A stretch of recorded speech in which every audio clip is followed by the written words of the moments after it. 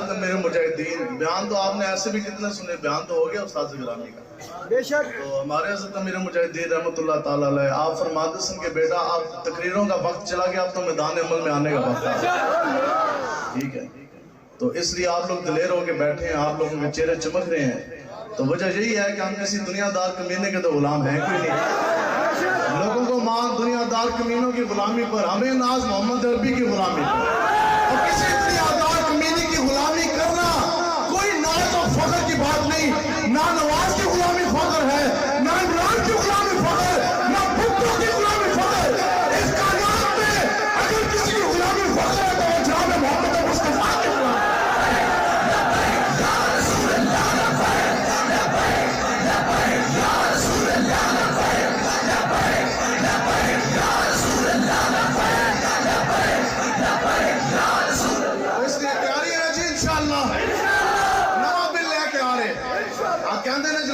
سال سے پہلے جو بھی قبول اسلام کرے گا اس کا ایمان جون سا نہیں مانا جائے گا، اور تم بغیرت تمہارے گھر کے اندر کتے کی اوقات تجھ سے زیادہ ہے، کتے نو روٹی بنی گالا تیرے تو زیادہ پہن دی سانو پتہ ہے، تم دنیا دار کمینوں کی اتنی جرأت کس طرح کہ آپ کا مولا کے دین کی طرف بھوک کی ہے، اللہ کی قسم یہ رسول اللہ کے غلام موجود اور ہمارے چیتے جی قدریں کر سکتی ہے، جوانیاں جیلوں کے سلاخوں کے پیچھے گزار سکتے ہیں، بیوی بچے بھول سکتے ہیں، لیکن رب کعبہ کی سب کی قسم آقا و مولا کے چمکتے دین کے اوپر حملہ کبھی بھی نہیں ہونے دیں گے انشاءاللہ۔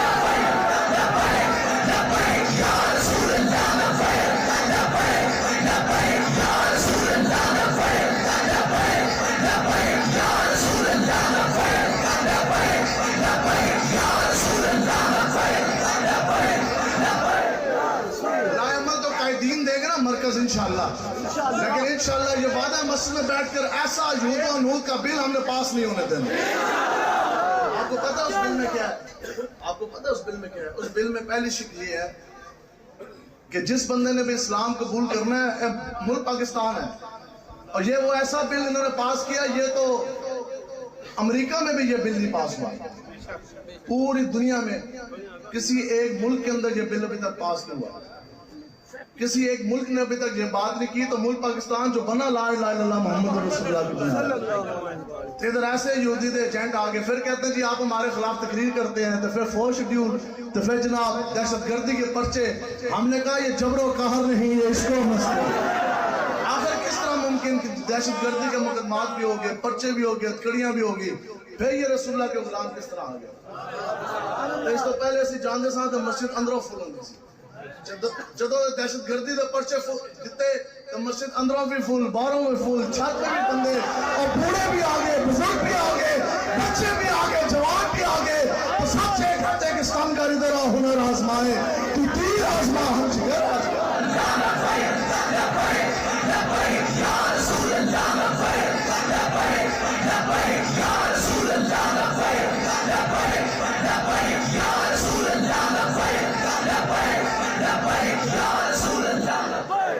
اب جو اس کے حامی بیٹھے ہیں انہوں نے بھی بتا دینا، بل یہ ہے جناب، بل یہ ہے کہ 18 سال سے کم عمر کوئی بھی بندہ دین اسلام میں داخل نہیں ہو سکے گا، 18 سال سے، اس کا معنی یہ ہے کہ کوئی بندہ اس کو ایمان دا نور حاصل ہو جائے، 15 سال اس کی عمر ہے، اور وہ رسول اللہ کے قریب آنا چاہ رہے ہیں،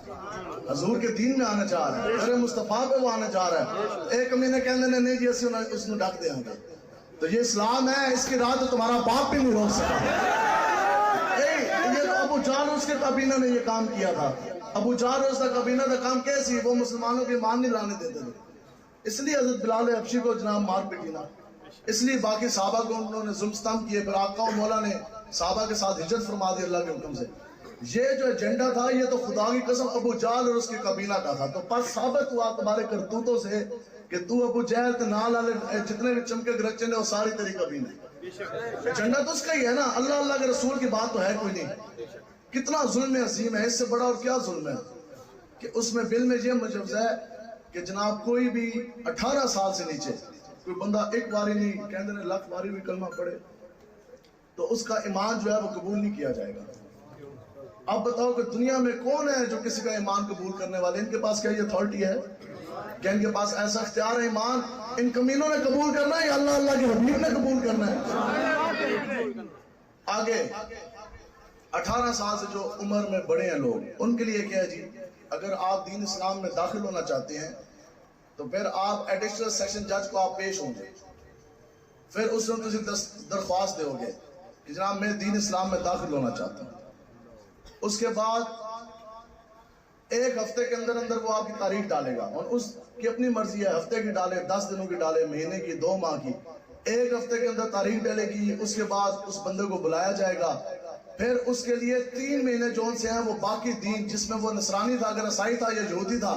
तो उनके पादरी, उनके बड़ों को बुलाकर, उसके खानदान वाले को बुलाकर 3 महीने उसको समझाया जाएगा। 3 महीने फिर उस पर दबाव पाया जाएगा कि नहीं तुम मुसलमान ना हो। और अब अगर वो 3 महीने के बाद अगर वो ये कहता है कि जी ठीक है मैं मुसलमान नहीं होता, तो जो बंदा उसको मुसलमान कर रहा था उसके लिए पता नहीं 10 से 15 साल क्या है। अब बताओ कि आप ऐसी पार्टी के साथ खड़े होना चाहते हैं? नहीं। इनसे बढ़कर और क्या दीन दुश्मनियां। फिर बताओ कि हज़रत अली रज़ी अल्लाह ताला अन्हु, एक रिवायत में 7 साल, एक रिवायत में 10 साल, जो आप इस्लाम कबूल किया तो वो किधर जाएगा? फिर हजरत ज़ैद बिन साबित,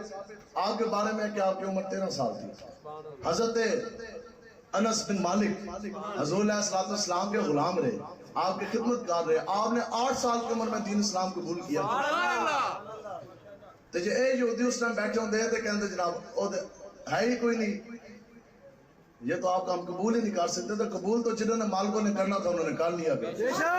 एक यहूदी बच्चा